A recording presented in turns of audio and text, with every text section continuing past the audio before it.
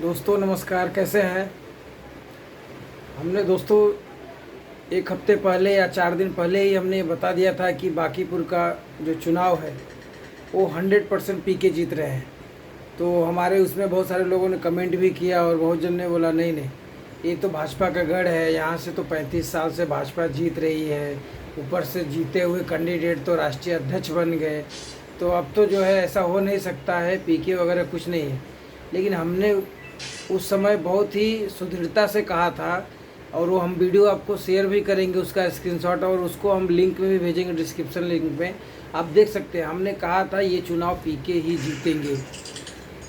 दोस्तों जो है, जो इस हिसाब से जो भाजपा का कुछ चीज़ें ऐसे घटित हुई, उसमें निश्चित तौर पे जो है पीके को जीतना था। पहले भाजपा ने कैंडिडेट उतारा, फिर उसका बैकग्राउंड चेक किया, क्या क्या उसको काट के दूसरे को टिकट दिया। हाँ, सेम दतिया में भी यही हाल हुआ। नरोत्तम मिश्रा आंसू रो दिए। जिस दिन नरोत्तम मिश्रा स्टेज पर रोए थे उस दिन हमने अपने सभी मित्र यारों को सबको बता दिया था कि यह चुनाव किसी भी कीमत पे भाजपा नहीं जीत सकती है। नरोत्तम मिश्रा कितना भी प्रचार करे लेकिन उनके आंसू का कीमत जनता जरूर देगी। इतने बड़े नेता को आप इस तरह से जलील करेंगे, बेइज्जत करेंगे, और आपको लगता है कि जो है आप चुनाव जीत जाएंगे, आप इतनी बड़ी हस्ती हो गए हैं। यह पूर्ण रूप से गलत था और इसी का रिजल्ट आया। भाजपा अभी भी होश में आ जाएगी तो अच्छी बात है।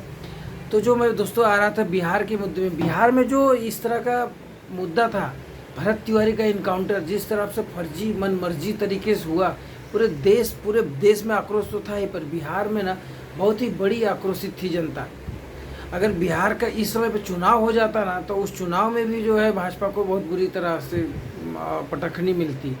तो भरत तिवारी इनकाउंटर, उसके बाद यूजीसी, सवर्ण वोट इनको मिला ही नहीं कायस्थ का छोड़ के सिर्फ, क्योंकि यूजीसी यूपी बिहार में खुद गांव में गया था, तो यूजीसी को लेके लोगों में बहुत ही ज़्यादा उसको लेके डर है, भय है और गुस्सा है।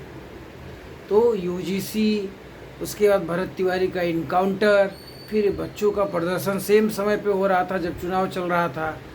तो इस तरह से जो किला ढहाया है, तो प्रशांत किशोर अभी बहुत ही लंबी रेस के घोड़ा बनेंगे। तो इसमें कोई दो राय है ही नहीं कि प्रशांत किशोर अब इसमें दो लंबी रेस की घोड़ा नहीं बनेंगे।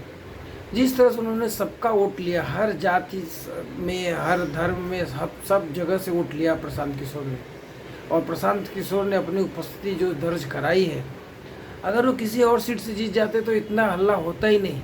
तो प्रशांत किशोर ने उस करके दिखाया, उन्होंने पसीना बहाया, उन्होंने गली मुच्चे में जाके अपने विचारों को रखा है।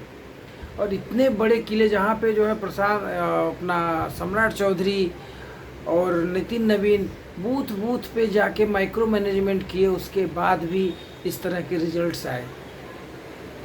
तो जो घमंड था भाजपा को कि हम चूहा बिल्ली कुछ भी खड़ा कर देंगे, जीत जाएगा, और उन्होंने उसी हिसाब से कैंडिडेट भी खड़ा, ऐसा अब नहीं चलेगा। सवर्णों को जो नाराज़गी कर रहे हैं, ज़बरदस्ती उनके ऊपर कुछ भी डिसीजन थोपा जा रहा है, वो भी सवर्णों ने बता दिया कि हम आपके बधुआ मजदूर नहीं हैं।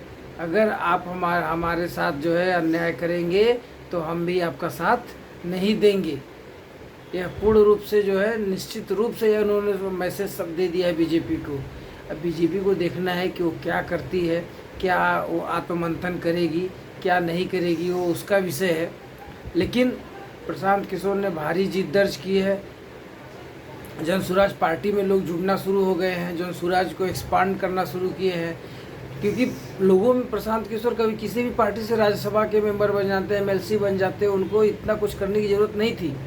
लेकिन उन्होंने जो बोल रहे हैं वो कर रहे हैं, उसका जनता पे बहुत ही बड़ा प्रभाव पड़ रहा है, और इसीलिए उनका जो है ये मेहनत रंग लाया।